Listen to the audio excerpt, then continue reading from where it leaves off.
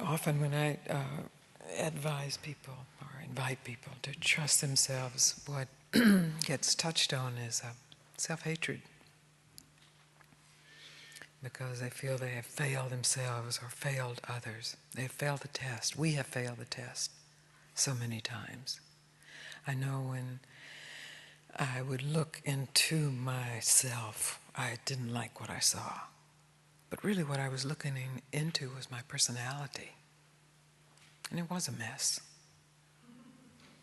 You know, there were wounds and concrete blocks and there was just all kinds of stuff there. And it was like, oh my God. And so the thrust was for me to escape that or fix it, to get help for it, to fix it. And I spent years both escaping it in many different ways and fixing it. But however I fixed it, there would always be something sort of burbling up from the depths that would destroy it. And I had to recognize that was my own self-hatred. And by self-hatred, I meant hatred of this body and its limitations and its what seemed to me inherent ugliness and filth, even though I liked it sometimes, you know, if it got fixed up and particular mirrors and but that was there, this hatred. And so, like the fear of death or non-existence, this self-hatred is it's a horrific gift, and it seems to come with most humans who were raised by most parents. Just gets inbred in there. Bad girl, wicked girl, stupid girl, mean girl, selfish girl. And it's like, oh, it's right, you have the proof of all of that. And so the trust, when you trust yourself, is actually willing to penetrate that, to discover what's underneath it. And the byproduct of that penetration is the liberation of this wicked, bad, ugly, filthy little girl, bad seed, throwback, however we formulated it, and whatever support we've gotten for that formulation. That's what gets liberated. And the trust is still opening to what's underneath that. But to get underneath it, there has to be a penetration of what the barrier is, the disbelief, the fear, the self-hatred, with all of our proof of how that is so.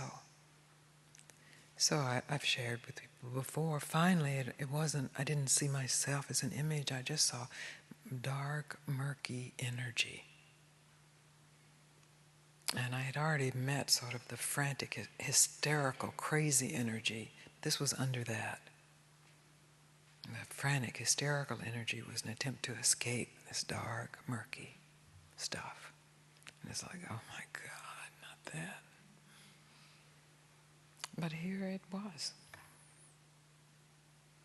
And for much of my life I had spent avoiding it, circling it, dramatizing it, fixing it, hating it.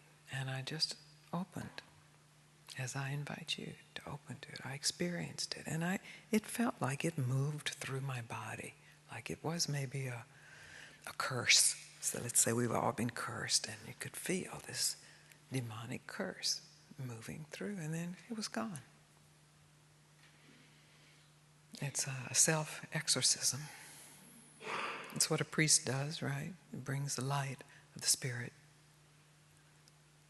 Or it's what a rabbi does, brings the truth of God, so that the dibbuk can be released.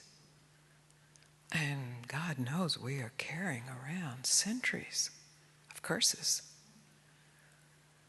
Curses on our family, curses our family did that then ricocheted back on them. And we know we have cursed. We have wished the worst for other people, and other people have wished the worst for us.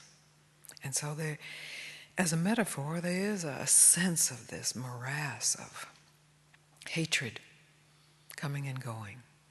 So to open to hatred, we mostly just want to get to love. Great, get to love, that's the refuge. And from the refuge, you can actually open to whatever else is here. And if there is hatred, or if there is dark, murky energy, you can very simply, although it may be extremely challenging, very simply open. And it is a great discovery. The only thing that stops that opening is a continual discussion, internal discussion. What will happen? What will be the result? Yes, but. Yes, why is it still here? Da, da, da, da, da. Just recognize that discussion. Recognize the complication of the discussion. And then you are open.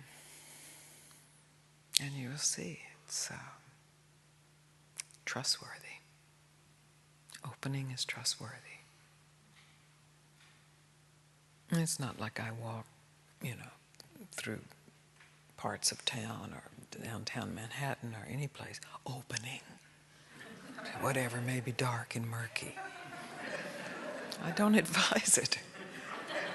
But there's an intelligence then that's freed of the body. I don't need to do that. I used to do that, Oh, hi. Because I was trying to escape this. And I thought if I could make enough friends, make enough allies, make enough people love me, then that would cleanse this. I would be rescued, I would be saved. Jesus would save me, or a teacher would save me. But my teacher, he said, stop searching. And I heard that is stop running away, stop running toward, stop hiding. And oh boy, this is serious, this is big. It's not child's play. It's for an adult. It's sober. It's ruthless. It's rigorous. And it's simple. And I can't even begin to explain the byproduct of that. The self-confidence. I don't have confidence in my personality, or my confidence in my ability to speak what can't be spoken, but absolute, total confidence in the truth of who I am. And that's available for you, because it's the same I am. Whatever distortions of your personality or dysfunctions of your physical, mental, emotional life, the ground is the same consciousness, radiant in itself. So are we showing that video tonight? There's a video tonight that we've compiled different clips about self-hatred. Because, Ramana says the last obstacle is self-doubt. But I've discovered that that's true, because the self-doubt keeps us in this internal conversation of yes, but, well, maybe. But really, that's under that is because we don't trust ourselves. We hate ourselves. We want to escape ourselves. And if we open to what's here, there's no room for doubt.